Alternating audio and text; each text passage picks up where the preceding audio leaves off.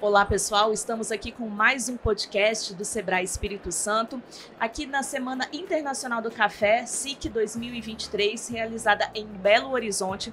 Se você não está nos seguindo ainda, passe a seguir, curta, compartilhe, manda para o pessoal que gosta de café, que a gente está com uma playlist muito interessante aqui falando sobre os cafés especiais do Espírito Santo. Você ativa o sino aí para você receber todas as notificações de quando tiver um material novo, um vídeo novo, um podcast, para você ficar por dentro de tudo que está acontecendo. Nesse bate-papo que a gente vai fazer agora, eu estou aqui com o subsecretário de Desenvolvimento Rural do Espírito Santo, Michel Tesch, e também, novamente, com a Cristiane Castro, que é gerente de competitividade do Sebrae Espírito Santo. O subsecretário estava agora há pouco, realizando uma palestra aqui na Semana Internacional do Café, que teve como tema sustentabilidade da cafeicultura brasileira e apresentou o case do Espírito Santo. Pode compartilhar com a gente um pouquinho, por favor, subsecretário, do que foi apresentado lá, qual esse case do Espírito Santo? Sim. Cumprimentar todos que nos assistem, independente do horário aí. Foi uma satisfação para a gente receber esse convite da organização para estar aqui para falar sobre a cafeicultura do Espírito Santo. De fato, nós temos um case muito interessante. Importante primeiro contextualizar a importância do café para o estado do Espírito Santo. Não tem nenhum outro estado da federação onde o café é tão importante quanto é para a gente. Nós temos aqui cerca de 45% a 50% do faturamento das propriedades vindo do café. Nós temos 69,7% das propriedades capixabas são produtoras de café. Para você ter uma ideia, nós estamos aqui em Minas Gerais, o maior produtor do Brasil de café. Nós somos o segundo, sendo o maior de canéfora, o nosso Conilon. Em Minas Gerais esse número chega a 20%. Então o café é fundamental para a economia do Espírito Santo, é fundamental para a geração de emprego e renda no interior. Então ter uma estratégia muito bem pensada para a cafeicultura faz parte da estratégia de desenvolvimento do Estado. É um dos princípios que norteiam a administração pública estadual e a gestão integrada em parcerias, como nos orienta o nosso governador Renato Casagrande, trabalho com o secretário Enio lá na secretaria, a gente trabalhar sempre em parceria. Então nós podemos compartilhar um pouco dessa importância, falar do nosso programa, que depois eu sei que você vai perguntar para a Cris ali a história da construção, mas a gente tem de fato aqui um programa dos mais robustos do mundo voltado para o desenvolvimento sustentável da cafeicultura. Isso nos tem aberto algumas portas, nos tem nos posicionado muito bem no cenário nacional e internacional. Então a gente veio compartilhar uma experiência exitosa de trabalho articulado, em parceria, onde coloca o Espírito Santo, que é uma das origens diferenciadas no mundo. Nós somos diversificados, nós temos arábica e canéfora em quantidade e qualidade, coisa que poucas origens no mundo têm. Basicamente a gente e algum outro estado, mas em menor quantidade. Então nós temos um potencial enorme, estamos construindo uma série de ações voltadas para esse desenvolvimento e a gente compartilhou isso, causando até um pouquinho de dor de cotovelo em alguns colegas que estavam lá de outros estados. Foi isso. E Cris, como o subsecretário comentou, esse planejamento, esse programa que foi apresentado como case, ele foi construído de uma forma colaborativa, Isso, acho que vale a pena até contar um pouquinho da história, Michel? Compartilhar. A nossa diretoria, principalmente o nosso superintendente aí, o Pedro Rigo, ele vinha cobrando, Cristiane, a gente precisa fazer um novo projeto aí para a cafeicultura, precisamos de um projeto para a cafeicultura, e isso estava no nosso radar, a gente estava concluindo o projeto anterior, e num evento até no SETCAF,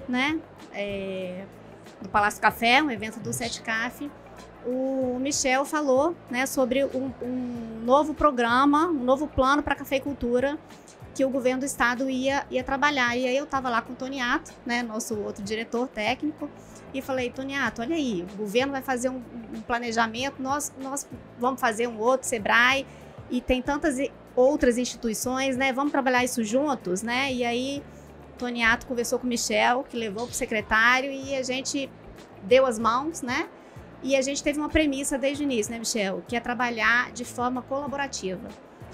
E aí, isso é um outro diferencial que o nosso estado tem, que é realmente esse diálogo E essa colaboração aí entre as entidades, as instituições, né, a universidade, o governo, as instituições de apoio, SEBRAE, SENAR, OCB.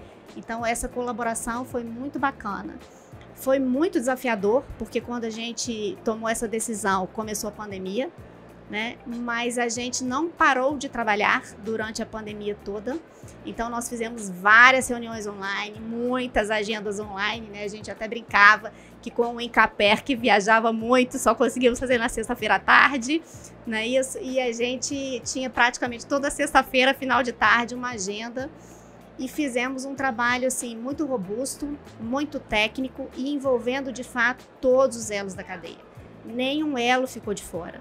Né, foram várias agendas que culminaram, então, num grande workshop de cocriação, né, que a gente chamou assim, onde, a partir de uma pesquisa robusta também, que ouviu quase 1000 produtores, né, e ouviu vários técnicos do Incaper, quase todos. O Incaper foi um parceiro também de primeira ordem, né, estabeleceu até meta assim, para os seus escritórios, para ouvir os produtores. Então, foi uma pesquisa muito técnica, estatisticamente falando, porque tinha amostra até proporcional de acordo com cada município, né, de acordo com a produção, o volume de produção, de representatividade do café. E a partir disso a gente então priorizou, né, tecnicamente, junto com esse grupo enorme aí de atores, né, de todos os elos da cadeia, fornecedores, máquinas, equipamentos técnicos, instituições de apoio, universidade, produtores, né, um grande número de produtores. Foi feita a priorização das ações, né? E aí foi construído um plano extremamente robusto, né? Esse plano ele foi lançado oficialmente no início desse ano, e isso é muito importante porque ele dá uma visão comum, né? Um propósito comum para todo mundo que trabalha com café. Então, a gente tem todos esses atores aí, essas instituições trabalhando os seus programas, as suas ações, os seus planejamentos, mas com um diálogo convergindo para esse propósito. Tem um, né? objetivo em comum. Um objetivo comum e com metas extremamente ousadas, né, Michel? Extremamente ousadas. E, assim, comprou-se realmente essa ideia, né? E aí tem uma governança também, com os vários representantes deste programa. E aí eu queria até aproveitar o gancho para perguntar para o Michel, então, né, Michel, como é que isso está repercutindo, né? Como é que o governo está trabalhando esse programa, né, como vamos dizer assim, um coordenador macro aí, né, dessa estratégia, e que é um diferencial do SEBRAE, é um diferencial do Estado do Espírito Santo, né, ter esse programa tão bem articulado. Como é que o governo está levando isso adiante e coincidindo, inclusive, com esse momento aí desafiador de novas exigências aí, né, da comunidade europeia, com relação a critérios mais rigorosos. Então, fala um pouquinho disso daí após o lançamento, como é que está sendo essa condução aí dos trabalhos. Joia. A Cris fez um ótimo resumo, né? Participou ativamente, teve um trabalho muito destacado. O SEBRAE foi um parceiro muito importante, né, com a consultoria no processo de construção. A gente retornou para a secretaria com o secretário Enio no início desse ano, né? Então a gente conseguiu reunir o grupo novamente, demos uma, vamos dizer assim, uma resumida, né? A gente tinha um rol grande de ações, a gente deu uma repriorizada, podemos dizer assim, porque também teve mudanças nos últimos períodos, aí, nos últimos anos. Então, e a gente estruturou, e quando ela fala de um programa robusto, é de fato muito robusto. Nós estamos falando de um programa distribuído em 5 eixos estratégicos: governança, sustentabilidade, social, tecnologia e agregação de valor. Dentro desses 5 eixos, nos próximos 10 anos, são 27 projetos sendo executados. E assim, aí tem um dedo muito forte do secretário Enio, tem um perfil técnico também, e um respaldo muito grande do governo, do governador, do nosso vice-governador. A gente lançou o programa no dia 22 de maio. A gente já vinha comunicando com a comunidade do café como um todo no Brasil. E aí nós temos um parceiro altamente estratégico, que é o Conselho de Exportadores de Café do Brasil, que é o Secafé. No dia 22 nós lançamos o programa. No dia 27 de maio, o governador Renato Casagrande estava em São Paulo no Coffee Dinner Summit, o maior evento de negócios do café no Brasil, no primeiro semestre. Em poucos dias, né, Michel? Em poucos dias. Ele estava a convite da organização apresentando o programa para mais de 20 países que estavam ali representados. Isso só para a gente ter uma noção do tamanho e da importância desse programa. Exato, esse é o ponto, Sérgio. Assim, é algo muito inovador, como a Cris falou, envolvendo todos os elos, com uma convergência de ações, com um direcionamento estratégico muito bem montado, e isso nos abriu essa porta. Dali nós já recebemos uma comitiva no Espírito Santo. O Espírito Santo foi a porta de entrada para que algumas autoridades conhecessem a cafeicultura brasileira. E aí, por que o Espírito Santo? Nós temos arábica e canéfora. Então, num curto espaço ali, a gente tem uma produção muito representativa do que é o Brasil. Nós recebemos a Vanúzia Nogueira, que hoje é um ícone para nós, uma brasileira presidindo a Organização Internacional do Café. Ela já conhecia o Espírito Santo, mas junto com ela, o Bill Murray, presidente da NCA, a Associação da Indústria do Café dos Estados Unidos, a Anne-Laure Berlan, que é uma consultora da FAO, que está atuando na análise dos impactos numa força-tarefa público-privada da nova regulação europeia. E muito importante recebê-los. Recebemos representante do USDA também, que é o Departamento de Agricultura dos Estados Unidos. E a gente montou uma estratégia muito bem bolada, com todo o apoio do governo, dessas entidades todas, do cooperativismo, da academia, do IFES, do INCAPER, para mostrar para eles de fato como acontece a cafeicultura aqui. E a gente precisa mais disso, nós precisamos desses embaixadores. Inclusive, desculpa interromper, mas a Mariana Proença, né, que participou de uma outra gravação aqui anterior, falou exatamente isso, né? Eu perguntei para ela, Mari, o que você acha que o Espírito Santo pode fazer, assim, né, ainda para impulsionar mais ainda essa diversidade que a gente tem, né, e esses cafés maravilhosos que a gente tem. E ela falou isso, trazer mais pessoas, né, trazer comitivas para conhecer. Então, é exatamente isso, né? Está sendo realizado com esse projeto. Está acontecendo. Assim, o programa como um todo, ele abre portas. Mas abre porta e você tem que ganhar confiança. E o Espírito Santo está ganhando a confiança. Quando a gente recebe uma comitiva dessa e eles veem o envolvimento direto dessa rede de parceiros, eles veem que não é só discurso. Eles veem que na prática isso acontece. Tem qualidade, tem sustentabilidade. E isso que a Mariana fala é muito importante. Tanto que, em função disso, o programa já foi apresentado numa que eles chamam de Conferência Regional das Partes Interessadas, da 4C, que é a maior certificadora hoje de sustentabilidade em café, em volume, em Campinas. Nós recebemos um convite e estivemos em Londres, numa agenda com a Vanúzia Nogueira, com a OEC, depois com o que chamam de Rebraslon, representação brasileira permanente junto aos organismos internacionais em Londres. É um nome, assim, é grande, mas é muito simbólico, que é como se fosse uma embaixada em Londres que trata dos assuntos de interesse da economia brasileira. E o café é um deles. Quer dizer que depois dessa visita técnica aqui ao Espírito Santo, aí vocês foram para a Europa continuar a dar sequência a esse trabalho que foi iniciado, né? Fomos. O Espírito Santo foi convidado em função do arranjo do programa e também porque nós estamos num momento muito crucial para a cafeicultura, mas não só para o café, que é a nova regulamentação europeia de commodities livres de desmatamento. Então, a gente tem um desafio aí, mas que é uma grande oportunidade para o Espírito Santo e para o Brasil de um modo geral, que está muito bem encaminhado, que a partir de 1º de janeiro de 2025, o café, junto com a soja, óleo de palma, borracha, enfim, cacau e outras commodities, não pode ter sido produzido em áreas desmatadas. Então, isso traz um impacto grande. Então, o que a gente foi discutir lá com a OEC e com a representação em Londres a gente precisa entender com a comunidade europeia quais são as regras, quais são os procedimentos, como a gente tem que cumprir, como eles vão fazer a análise, porque não vai ser uma análise só nossa. eles vão ter uma, entre aspas, uma auditoria. Nós precisamos entender que tipo de imagem de satélite vão usar, qual algoritmo eles vão usar para analisar aquela imagem de satélite. Então, essa mudança já estava prevista quando vocês estavam realizando o programa? Ela entrou depois, vocês tiveram que se adequar? Não, ela entrou depois e a gente teve que se adequar. Ela foi aprovada no Parlamento Europeu em abril desse ano e entrou em vigor em junho.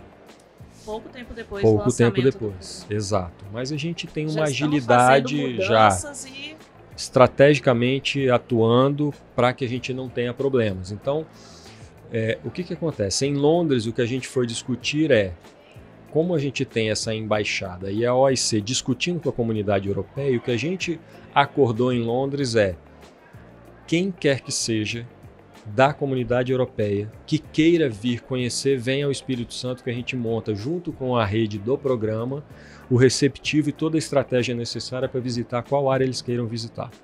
Aí, Michel, importante colocar, porque você falou do impacto, né, que essa nova legislação traz.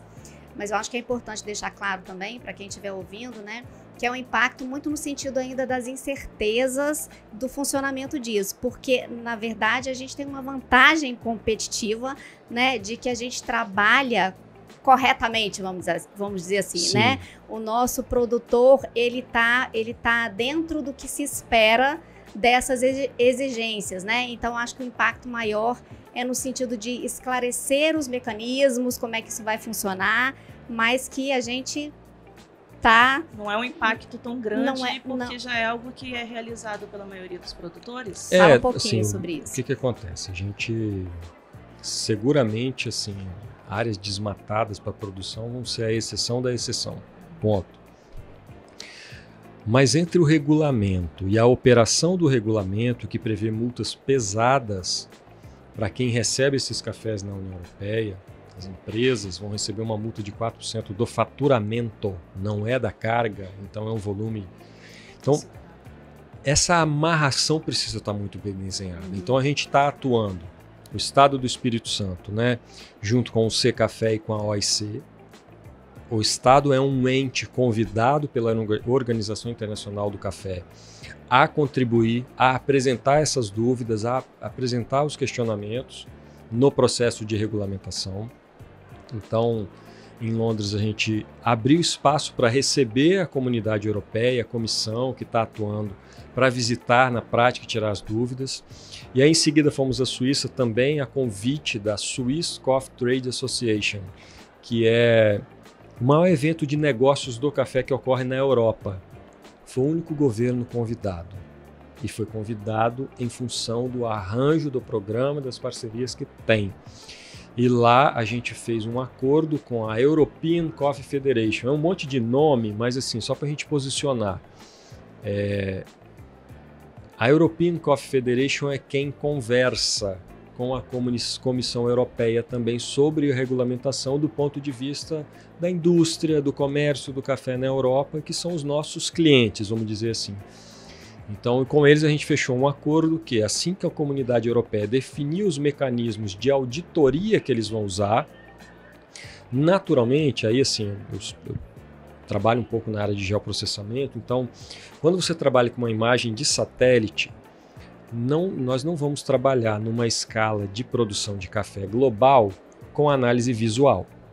Então, vão ser treinados algoritmos para analisar o que é floresta, o que não é floresta, o que é café, enfim.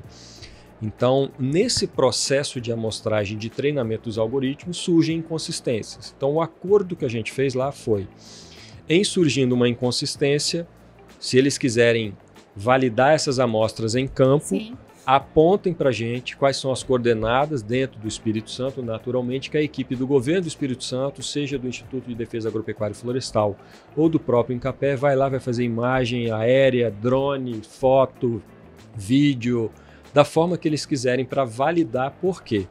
Porque a gente precisa que o método deles seja preciso e tenha uma boa acurácia para a gente não ter impacto nos nossos produtores. Então, juntando esse pacote todo, ter um programa, ter um arranjo estruturado no Estado do Espírito Santo foi fundamental para que a gente nos posicionasse frente ao Brasil e ao mundo. O mundo hoje sabe que o Espírito Santo tem uma atuação direcionada, agregada e articulada para o desenvolvimento sustentável da cafeicultura e mais, alinhado com os anseios dos consumidores. Porque a gente produz café não é para o trader, não é para a indústria, a gente produz para o consumidor. Então, se o consumidor está sinalizando uma mudança e a gente tem pesquisas que apontam que a sustentabilidade é cada vez mais buscada pelos consumidores, assim como as sensações de prazer, a qualidade, então a gente tem que ir preparando o terreno para ocupar esse espaço. E nós temos um programa estruturado, um arranjo de entidades muito forte e nós temos, sobretudo, produtores muito competentes. São muito capazes, que já fizeram uma grande revolução e nós vamos, sem dúvida nenhuma, cumprir todas essas exigências e vamos transformar aquilo que pode ser uma ameaça numa grande oportunidade para a gente.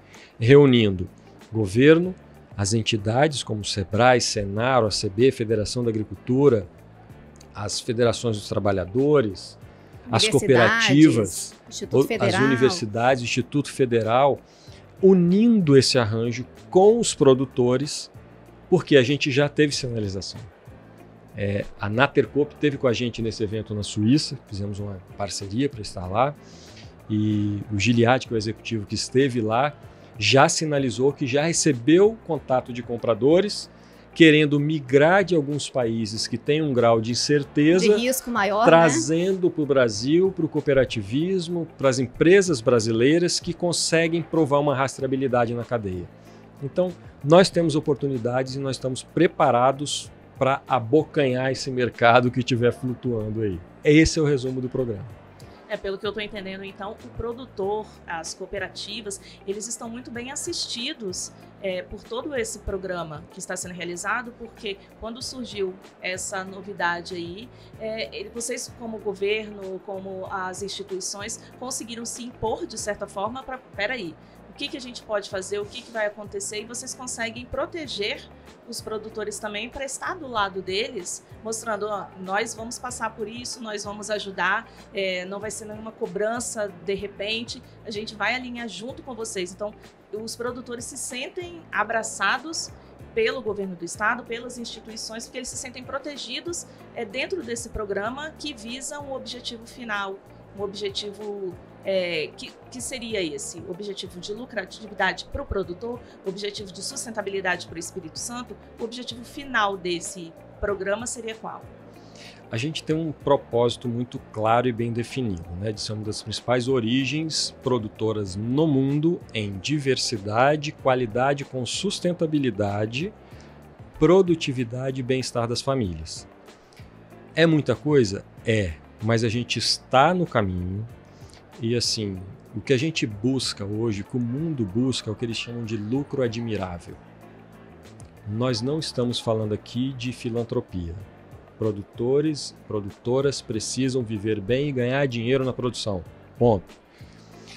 O que a gente está discutindo é que a gente pode fazer tudo isso, pode ganhar dinheiro com sustentabilidade, com qualidade e cumprindo essas normas. Por quê?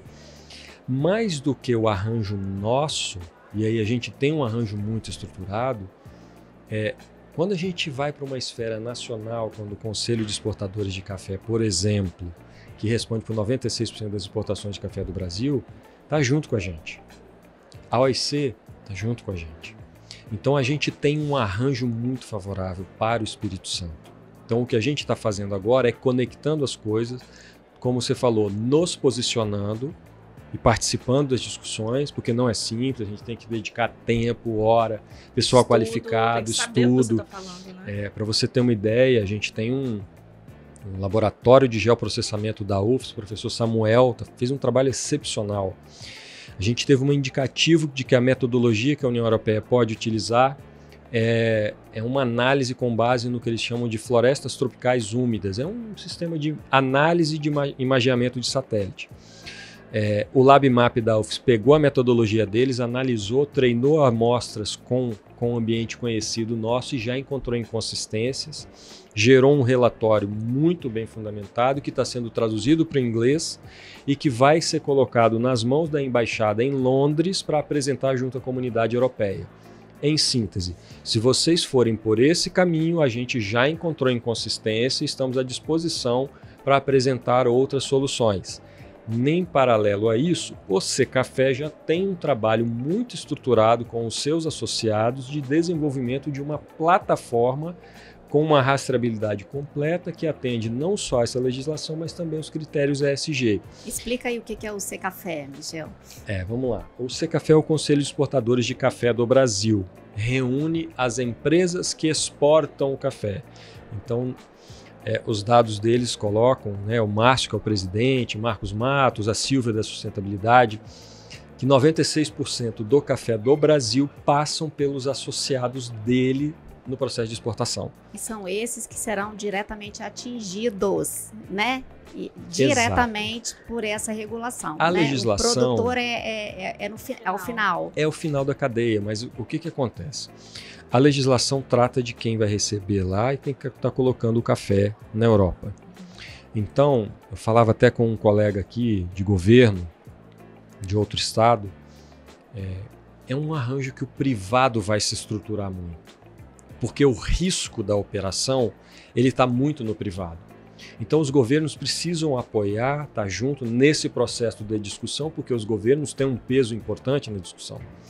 E é o que a gente está fazendo. O Espírito Santo está se posicionando, quanto foi convidado a fazer parte. Então, assim, a gente tem uma posição clara, definida lá, alinhada. E o programa veio num momento muito propício, né, Michel? Propício e oportuno. A gente tem uma pessoa excepcional, que é a Vanúzia na OIC. Lá ela defende os países produtores, mas ela tem um carinho especial com o Brasil e com o Espírito Santo. A gente até brincou que ela vai ser a nossa embaixadora lá, já está eleita. Inclusive, ela foi uma das palestrantes, né, que, vamos dizer assim, levou conteúdo no dia anterior a esse workshop de cocriação do projeto, né? Vanúzia estudou toda a nossa proposta e a gente começou o workshop coletivo aí da estruturação do projeto com uma palestra dela. Sim, é uma craque, vai estar aqui amanhã, né? Na SIC, fazendo palestra também. Então, ela tem feito uma atuação excepcional. O Secafé tem um momento ótimo no Brasil. Hoje o presidente é o Márcio, que é um brasiliense, mas é capixaba de coração, um patrimônio que a gente tem, uma pessoa extremamente competente, um dos caras que mais conhece de mercado de café no mundo, muito respeitado e que tem trabalhado também pela defesa da cafeicultura brasileira. Porque a gente fala assim, a gente está cuidando do nosso quintal, mas a nossa briga não é no Brasil, a nossa briga é lá fora. Briga no bom sentido. Né? Exato, eu ia complementar exatamente isso. É uma briga no bom sentido, é nos posicionar. O resultado final é bom para todo mundo, né? Bom para todo mundo. O Espírito Santo hoje está sendo um case que está referendando o Brasil junto ao mundo do café. Então, quando eu falo dessa briga, é porque ainda há muita desinformação e a gente presenciou isso nessa viagem internacional. Pessoas com uma formação acadêmica de altíssimo nível, com informações muito equivocadas. E aí a gente percebeu claramente que quem atuou como embaixador do Espírito Santo junto a essa profissional em especial que fez uma pergunta completamente fora da realidade nossa, foi o Bill Murray, que é um americano da Associação da Indústria, mas que esteve aqui e visitou em loco. Então a gente precisa... Fez parte dessa comitiva aí. Exato. E é quem vai atuar, porque a Europa colocou essa legislação. O próximo passo é os Estados Unidos. E aí quando a gente junta Europa e Estados Unidos, nós estamos falando de quase 75% do mercado de exportação do café do Brasil. A gente precisa estar preparado. É isso. E nós estamos no caminho certo. O nosso arranjo articulado, ordenado, com um direcionamento comum, todo mundo trabalhando junto, está preparando a cafeicultura do Espírito Santo para cumprir com qualquer exigência que venha e discutir aquilo que eventualmente não se aplique. Aquilo que estiver fora da realidade, a gente vai se posicionar também, porque nós temos capacidade e competência para isso. O momento é excepcional. fechou com chave de ouro. Então, como a gente pode falar assim, bem capixabês, né? O setor cafeiro no Espírito Santo está pocando. Pocando. Esse programa vai pocar cada vez mais e a gente estamos à frente aí do Brasil. É isso. E aqui na SIC, a gente está vendo aqui, né, um movimento, muita atratividade aqui no stand, um stand belíssimo, discutido de novo em parceria, envolvendo, valorizando as 3 origens, valorizando o nosso conhecimento técnico na produção de cafés especiais, no preparo, equipes muito qualificadas do IFES, do Incaper, das cooperativas, das associações, das indicações. Então, assim, a SIC é um pequeno exemplo. Nós estamos aqui, mas o nosso caminho é conquistar o mundo. Bom, parabéns, subsecretário Cris, também por fazer parte desse projeto, né, desse programa tão grande, tão robusto, que já vem aí trazendo resultados muito positivos e que vai continuar trazendo resultados positivos. Ele vai durar 10 anos aí, pelo menos, né? Isso. Então, que a gente consiga se destacar cada vez mais. Gostaria de agradecer a participação de vocês aqui no nosso podcast. Obrigada. É um prazer. Bom, e você que está nos assistindo, não deixe de seguir a gente aí no YouTube, curtir, compartilhar, ativar o sino para poder receber todas as informações, todas as notificações. Toda vez que a gente tiver um material novo, você vai ser sinalizado e ficar por dentro de tudo que está acontecendo. É o Sebrae na SIC 2023.